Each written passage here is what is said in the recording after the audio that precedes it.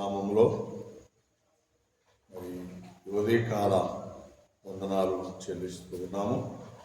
ఇలా మరి దేవుని మహాకృపను బట్టి మరి దేవుడిచ్చిన ఈ మంచి సమయాన్ని బట్టి దేవాది దేవునికి వందనాలు, స్తోత్రాలు.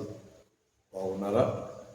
దేవుని మహాకృపను బట్టి దేవుడు మనల్ని ప్రేమించి మరొక నూతన దినాన్ని దేవుడు మనకిచ్చాడు. అందును బట్టి దేవాది దేవునికి వందనాలు, స్తోత్రాలు చెల్లిస్తూ ఉన్నాం.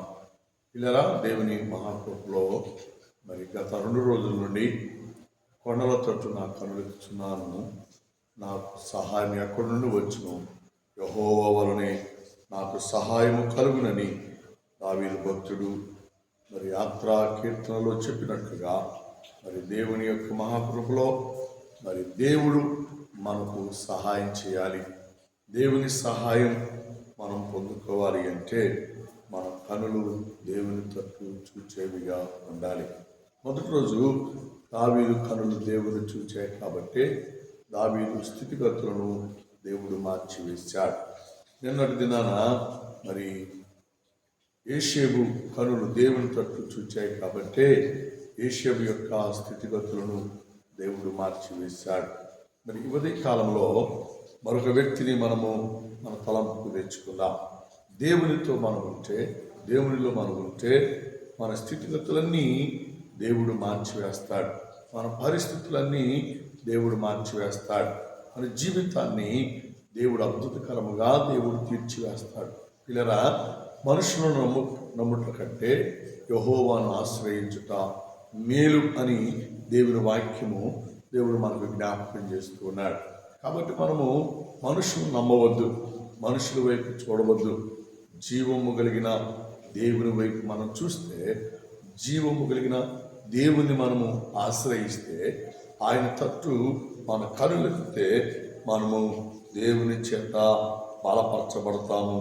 దేవుని చేత మనం ఆదరించబడి ఆశీర్వదించబడి వారముగా ఉంటాము అని దేవుని వాక్యము ద్వారా దేవుడు మనకు జ్ఞాపకం చేస్తున్నాడు. కాబట్టి ఈరోజు మనం అబ్రహాముని జ్ఞాపకం చేసుకున్నాం. అబ్రహాము తండ్రిని, స్వదేశాన్ని, బంధువులు అందరిని విడిచి దేవుడు పిలిచాడు. దేవుడు రమ్మన్నాడు. దేవుడు బయలుదేరమని చెప్పాడు. తను బయలుదేరాడు. పిల్లరా, ఆయన తట్టే తన కనులు ఎత్తి చూచాడు. కాబట్టి అబ్రహామును దేవుడు గొప్పగా ఆశీర్వదించాడు.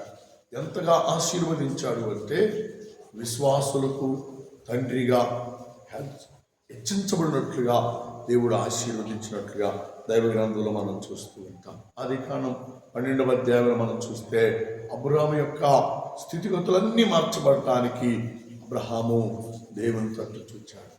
బాబు, నువ్వు కూడా దేవుని తట్టు చూడు. ఎంతకాలం మనుషుల మీద ఆధారపడతావు? ఎంతకాలం లోక సంబంధమైన జ్ఞానం మీద ఆధారపడతావు? ఎంతకాలం లోక సంబంధమైనటువంటి ఆస్తుల మీద ఆధారపడతావు? ఇవ్వద్దు తమ్ముడా, చెల్లి, ఇవ్వద్దు. జీవము కలిగిన దేవుని వైపుని కనులెత్తి చూసినట్లయితే ఈ జీవితాన్ని అబ్రహామును దేవుడు హెచ్చించి ఆశీర్వదించినట్లుగా దేవుడు నిన్ను హెచ్చించి ఆశీర్వదిస్తాడు. ఇలా నువ్వు ఆశీర్వదించబడాలి అంటే లోక సంబంధమైన వాటిని విడిచిపెట్టాలి. శరీర సంబంధమైన వాటిని విడిచిపెట్టాలి. ఆచార సంబంధమైన వాటిని విడిచిపెట్టాలి. నీకు అలవాటు సంబంధమైన వాటిని విడిచిపెట్టాలి. దేవునికి వాక్యమునికి వ్యతిరేకమైనవి అన్ని నీ జీవితంలో నుండి తీసివేసుకోవాలి, విడిచిపెట్టాలి. విడిచిపెట్టి దావీదు భక్తుడు సెలవిచ్చినట్లుగా కొండల తట్టు నా కళ్ళు ఎత్తుచున్నాను, నాకు సహాయము ఎక్కడి నుండి వచ్చును, యెహోవా వలనే నాకు సహాయము. బాబు, ఆ నమ్మకం, ఆ నిరీక్షణ నువ్వు కలిగి ఉంటే ఆయన నీకు సహాయం చేస్తాడు. ఆయన నిన్ను ఉన్నతమైన స్థితిలోనికి హెచ్చిస్తాడు.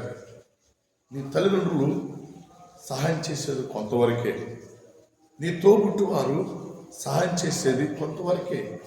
కానీ నిన్ను మనందరిని సృష్టించినటువంటి సృష్టికర్త తట్టు నీ కనులెత్తితే ఆయన సర్వమును నీకు అనుకూలముగా నీ జీవితానికి ఆశీర్వాదకరంగా మార్చివేస్తాడు అని దేవుని వాక్యము ద్వారా దేవుడు మనకు జ్ఞాపకం చేస్తూ ఉన్నాడు. కాబట్టి మనము మనుషుల వైపు లేక లోకం వైపు అధికారుల వైపు చూడక దేవుని తట్టు మన కనులు ఎత్తేవారుగా ఉండాలి. దేవుని తట్టు మన కనులు చూచేవిగా మనం ఉండాలి. అలా మనం చేయగలిగినట్లయితే, అలా మనం ఉంచగలిగినట్లయితే పరిశుద్ధాత్మ దేవుడు మనల్ని బలపరుస్తాడు. పరిశుద్ధాత్మ దేవుడు మనల్ని ఉన్నతమైన స్థితిలోనికి హెచ్చిస్తాడు. మా బాబు లైవ్ చూస్తున్న మీరు జీవము కలిగిన యేసయ్యలో నామకార్థముగా ఉండబాకండి, ఆచారంగా ఉండబాకండి, అలవాటుగా ఉండబాకండి. ఆత్మీయతలో ఉండండి, భక్తిలో ఉండండి, విశ్వాసములో ఉండండి.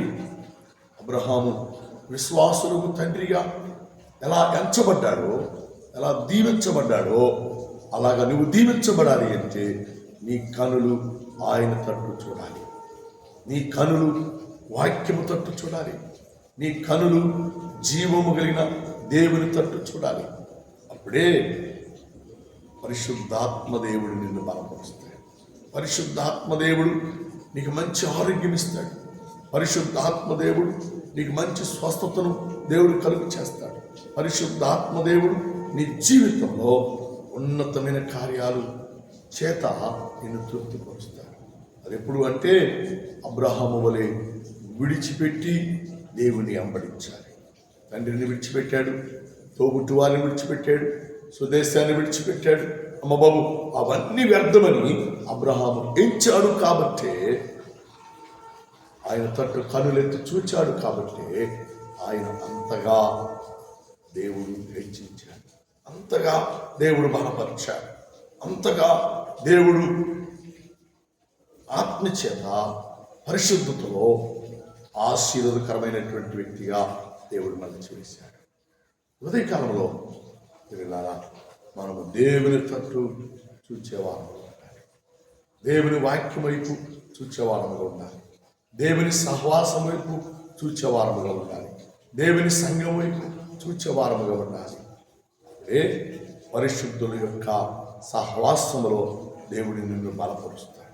అప్పుడే పరిశుద్ధాత్మ దేవుని యొక్క ఆశీర్వాదములు నువ్వు పొందుకుంటావు అని దేవుని వాక్యము ద్వారా దేవుడు మనకు జ్ఞాపకం చేస్తున్నాడు. అది కాను 12వ అధ్యాయాన్ని మీరు ధ్యానం చేయండి. అబ్రహామును దేవుడు ఎంతగా బలపరిచాడు. ఉదయ కాలంలో మనం ఆరాధిస్తున్న దేవుడు, మనం ప్రార్థిస్తున్న దేవుడు, మనం సేవిస్తున్న దేవుడు మనలను అబ్రహాము వలె బ్లెస్సింగ్, ఆశీర్వాదం కారకులుగా దేవుడు మనల్ని ఉంచటానికి, దేవుడు మనల్ని చేయటానికి దేవుడు ఎంతగానో ఇష్టపడుతున్నాడు. మనం ఇష్టపడుతున్నావా? దేవుడితో ఉండటానికి ఇష్టపడుతున్నావా? ఆయన తట్టు చూడటానికి ఇష్టపడుతున్నావా? నీ కనులు ఆయన వైపు ఎత్తడానికి ఇష్టపడుతున్నావా? అలాంటి అనుభవాన్ని నువ్వు కలిగి ఉన్నావో ఒకసారి నీవే